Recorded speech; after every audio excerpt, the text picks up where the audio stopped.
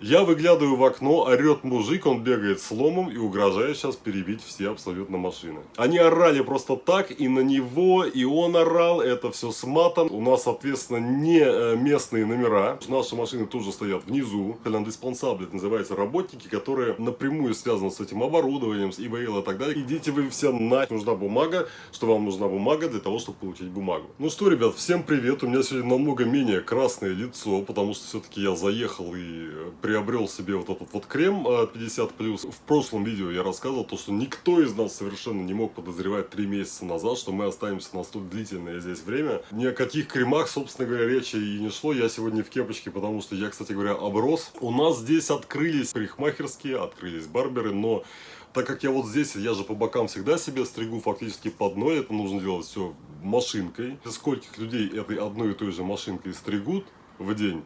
И поэтому я как-то побаиваюсь все-таки идти пока что туда, потому что все равно контакт вот с эпителием, он будет прямой, с чужим эпителием. Мне это не нравится. Я немножечко уставший, поэтому не обессудьте. Так, в прошлом видео я рассказывал вообще о том, что значит находиться здесь на вот юге Европы, да, под югом я подразумеваю Европу Средиземноморскую, ну плюс Португалию, да, потому что в принципе, если рассматривать не культурно, а территориально, у них очень многие аспекты схожие, да, между собой.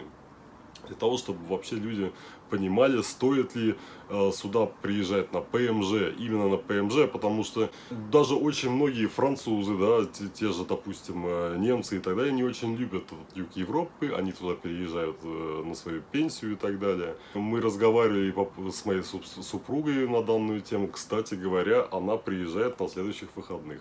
И вот на следующих выходных, даст бог, Жорж должен, второй коллега, с которым который до сих пор остался здесь, он вполне возможно уедет уже, еще пока не решили. Но то, что мы будем снимать виллу на следующих выходных, это замечательно. Наконец-то я увижусь с человеком, которого я не видел просто уже 2 месяца. Это был просто... Вы понимаете, некоторые дни для меня были просто абсолютно зашкварными. Вот то, до какой степени ты скучаешь просто по человеку, и ты вспоминаешь все вот эти вот моменты, сколько вы ругались, да, ты понимаешь, что просто ругань вся эта была, она была, ну, вызвано такими мелочами, бытовыми причем мелочами, как бы, да, то есть я на самом деле о моих каких-то взглядах на вот весь этот карантин, да, на все происходящее во время карантина, я буду рассказывать, наверное, отдельно в другом видео. Почему? Потому что мы недавно только говорили с одним из моих друзей, и я ему написал, я, по-моему, об этом тоже в телеге писал, то, что я, по-моему, через месяц подошел к зеркалу и впервые в жизни вообще увидел себя как человека. Потому что, ну, вы даже сейчас видите, насколько я уставший, как бы, потому что я постоянно работаю, я много работаю. И я как-то совершенно забыл о существовании меня как человека.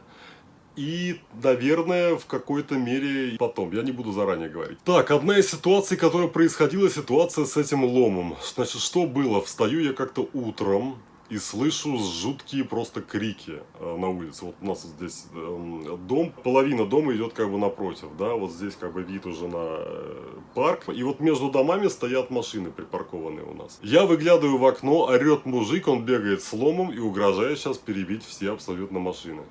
Все повысовывались из окон, абсолютно. Вообще французы были в полном шоке. То есть, опять-таки, я как человек, который прожил, да, определенно, я на первой своей вышке учился еще в России, да, определенное время я прожил в России, я понимаю, как бы, да, что это такое.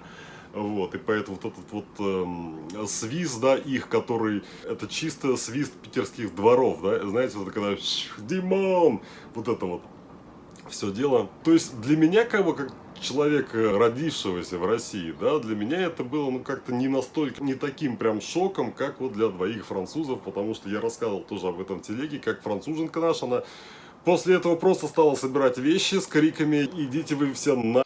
Я не буду здесь оставаться, мне плевать на карантин и тому подобное. Здесь наземное метро проезжает вдалеке, но слышимость здесь просто невероятная абсолютно. Да, о чем я? Она вот прям сказала, что я поехал, я хоть пешком перейду через границу, потому что, ну, вы понимаете, никто из нас опять-таки не ожидал того, что мы приехали на обычную командировку. Но я, конечно же, подозревал то, что, так как все-таки я работаю напрямую как бы с медиками, да, с не самыми последними врачами по всему Евросоюзу, и я нахожусь тоже в медицинском чате, сижу, я вижу, о чем переписываются люди.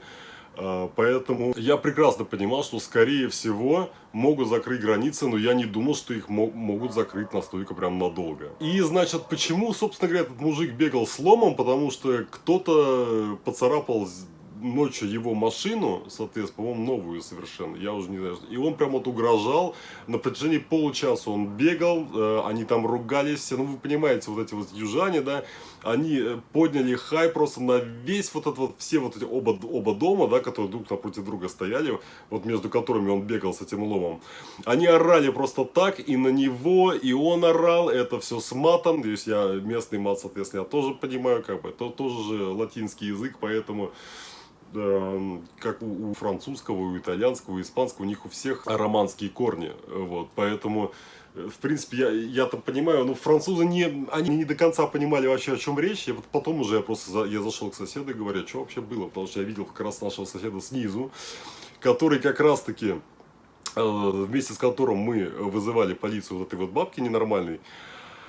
И он рассказал то, что вот кто-то, я говорю, а как тебе машину-то ставить? Типа, неужели он что, действительно как бы, ну, я, понимаете, как вот говорят же, да, собака, которая много лает, она обычно так-то не кусается, вот. И он мне тоже как бы подтвердил, что, ну, нет, тем более, раз полиция приехала, ничего он бить никакие машины не будет. Но все равно, понимаете, за наши тачки было стрёмно внизу, потому что наши машины тоже стоят внизу, вот. У нас, соответственно, не местные номера, и я не знаю, может быть... Мне, например, было за это спокойнее, потому что я сомневаюсь, что кто-то хочет прям таких проблем с иностранцами. С другой стороны, я говорю, француженка была просто в полном шоке. Мы 2 часа вместе с Жоржем сидели и успокаивали. И объясняли то, что нет, ну, вы понимаете, даже при том, что я работаю мы все работаем в медобласти, и мы напрямую, как бы, да, это l'indispensable, это называется, работники, которые напрямую связаны с этим оборудованием, с ИВЛ и так далее, которые необходимы, в принципе, для борьбы вот с этой ситуацией, в которой мы все оказались. Но даже при этом, то количество документации, которое нам нужно было просто, сейчас про бюрократию скажу отдельно, даже при всем этом огромном количестве документации, шансы того, что мы, доехать-то мы бы доехали, понимаете, до дома через Испанию, через Францию и так далее, но из-за нехватки какого-либо документа могли бы вперить такой штраф. Проблема вот это вот именно конкретно вот на юге Евросоюза, да, когда ты пытаешься созвониться и тебе везде говорят разную информацию по поводу того, какие документы нужно получить. Ты идешь на сайты посольства, на сайты испанского посольства, на сайты французского посольства, вот, там качаешь документы, потом ты звонишь и говоришь, а нужно ли это, потом вам нужно дополнительно вот это, помимо справок с работы всех и так далее. Я, кстати, для себя до сих пор еще ничего не распечатал. Хотел вам, думал, показать. Ну, в принципе, что вам показывает, там называется аттестацион де déplacement. То есть, это бумага о том, что вам можно передвигаться, допустим, по той же Франции, да, на машине. Но проблема-то в том, что здесь какие-то определенные бумаги, когда их нужно получать, то есть, ты сначала звонишь, вот как у нас было, это было просто невероятно. Мы позвонили, нам сказали... На этой неделе ничего невозможно получить. Получить можно только вот данную бумагу лично. Звоните для того, чтобы на следующей неделе только замаркировать, как это называется, я забыл вот по-русски, забронировать рандеву, короче, да, чтобы, ну, с тобой встретиться, тебе выдали эту бумагу, и ее забронировать, сделать это рандеву можно только на следующей неделе. На следующей неделе я звоню, и мне говорят, а вы знаете, нет, для таких вещей вам можно и по интернету эту бумагу спросить. Хорошо. И тут началась вот эта вот канитель с интернетом. Во-первых, там календарик, непонятно было сначала вообще куда тыкать, потому что ты кликаешь на этот календарик, на дату какую-то, да, которую тебе нужно забронировать, она не кликается. Вот. Там оказалось, что где-то вот рядом с датой, где-то в уголочке нужно было кликнуть для того, чтобы попробовать, в принципе, отправить запрос на рандеву. И вот здесь началось самое замечательное. Ты, допустим, ставишь... Тебе не показывают, какие дни свободные. То есть ты берешь вот эти вот твои дни, да, ты кликаешь на каждый день и на каждый час. Причем, допустим, ты кликнул, тебе говорят, вы извините, на вот этот час, на этот день мест свободных нет. Ты берешь следующий час. Вот. Потом, допустим, ты пишешь в 9:00, до этого тебе не пишут часы работы, но ты кликаешь на 9:00, тебе говорят, а у нас с 9:30 начинается. Потом ты доходишь, то есть ты 10:00, 10:30, 11:30, доходишь до 12, и тебе вместо того, что все это время показывает то, что мест свободных нет, потом тебе показывает то, что а у нас с 12 до часу обед. Окей, пропускаешь час там до 4 часов дня опять нет свободного места, все это время ты как дурак сидишь, кликаешь на все это дело, вот, в надежде, что появится свободное место, и под конец вот в 4 часа дня написано то, что у нас окончен рабочий день. И вот так примерно 2 дня, каждый час мы проверяли, все-таки получилось у нас забронировать, и после этого опять-таки мы звонили по 3 разным номерам, спрашивали, какие нам точно нужны документы, чтобы уже, понимаете, не приезжать и потом обратно не уезжать за другой документацией. В конце концов, просто приехали, привезли с собой все документы вообще, которые у нас только могли быть, включая справки с работы, только так мы их получили.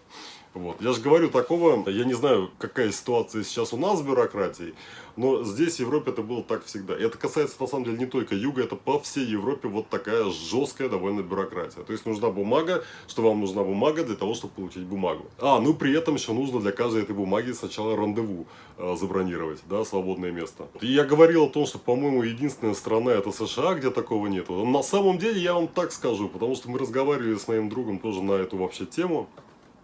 На тему различий в менталитете, в принципе, европейцев, да, и русских.